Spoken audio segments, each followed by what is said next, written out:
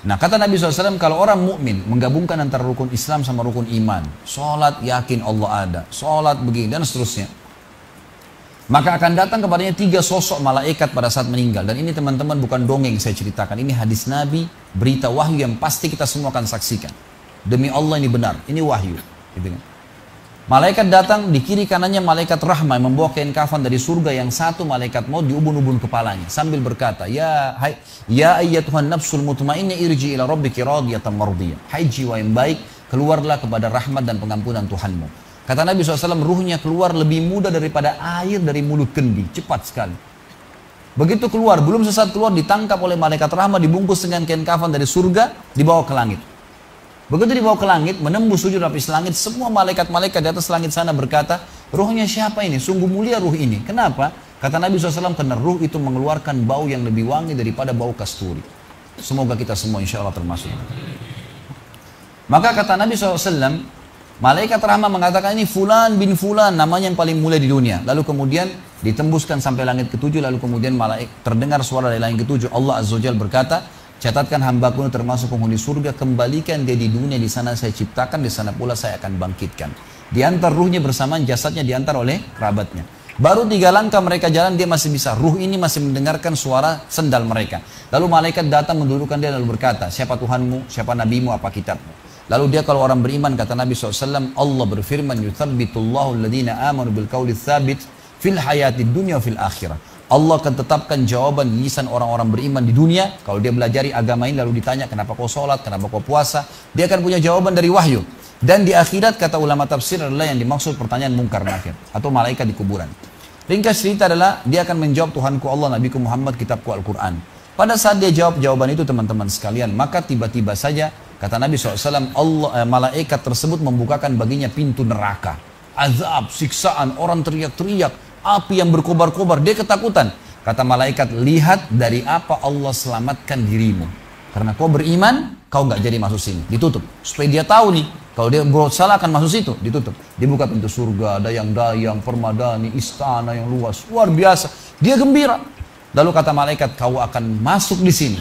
Maka si mayit tersebut pun berdoa mengatakan, ya Allah cepatkan waktu, karena aku ingin masuk ke dalam surgaku.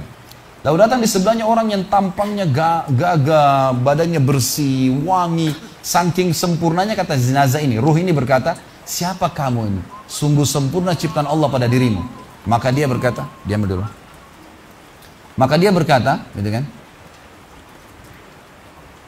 Dia berkata, saya amal soleh akan menemani kau sampai hari kiamat. Insya Allah setelah riwayat ini kita sholat.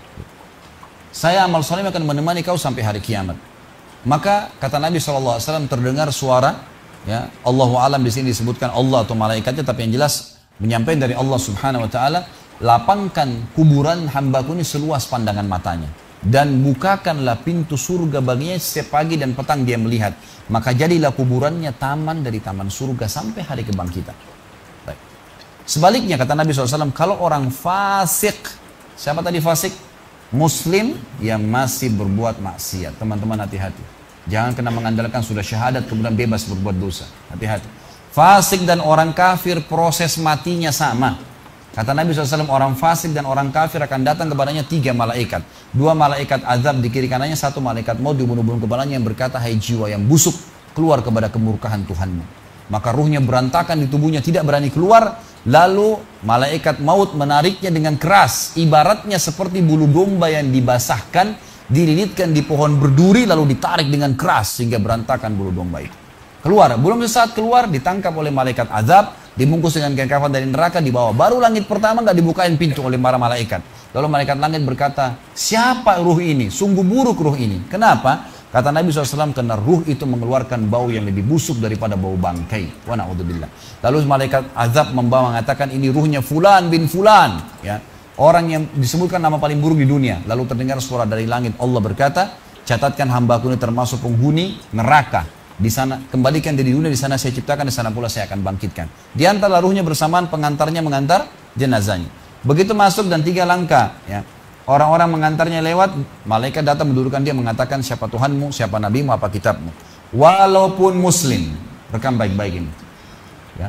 Lahir dalam keadaan Islam, sesekali sholat, fasik, masih banyak masih tidak tobat sebelum meninggal, Sama. Jawabannya kata Nabi SAW dengan orang kafir, innama aqulu kama kana yaqulun nas. Saya nggak tahu, saya cuma ikut-ikut dulu orang bilang apa. Nggak bisa jawab. Lalu kemudian dibukakan baginya pintu surga, dayang-dayang, permadani, istana, pemandangan yang luar biasa. Gitu kan? Maka dia kagum, kata malaikat, lihat dari apa kau haramkan dirimu. Dulu kau bisa masuk sini, tapi kau tidak mau. Ditutup, dibuka pintu neraka, azab, siksaan, orang dipotong, teriak-teriak, kesakitan. Lalu dia ketakutan, kata malaikat, ini tempat kau selamanya, kau tidak akan bisa lari. Maka dia berdoa mengatakan, ya Allah jangan kau cepatkan waktu karena aku tidak ingin masuk ke dalam nerakaku. Lalu datang di sebelahnya orang yang buruk tampangnya, bau badannya nggak enak. Lalu saking buruknya kata jenazah ini, kata ruh ini, siapa kamu ini, pergi dari saya, sungguh buruk ciptaan Allah pada dirimu. Maka dia mengatakan, tidak, saya amal burukmu yang akan menemani kau sampai hari kiamat. Lalu dalam penutupan hadis Bukhari ada dua riwayat. Yang pertama, Allah Azza wa Jal ya, mengirim kepadanya malaikat yang tidak punya penglihatan dan pendengaran. Allahu alam bagaimana ini. Yang membawa sebuah besi. Yang kalau besi itu seluruh jin dan manusia bersatu, mau membalik saja mereka tidak mampu. Bayangkan seluruh jin, miliaran, seluruh manusia miliaran, balik saja mereka tidak mampu. Ini saking kuatnya malaikat tersebut.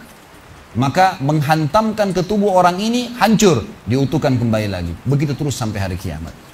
Riwayat yang kedua mengatakan, Allah Azza wa Jal membuat dinding kuburannya merengut tubuhnya, menjepit tubuhnya sampai seperti ini tulang rusuknya. Kembali lagi. Kata ulama hadis digabungkan keduanya. Dipukul sambil diremukkan, dikembalikan lagi. Begitu terus sampai hari kiamat.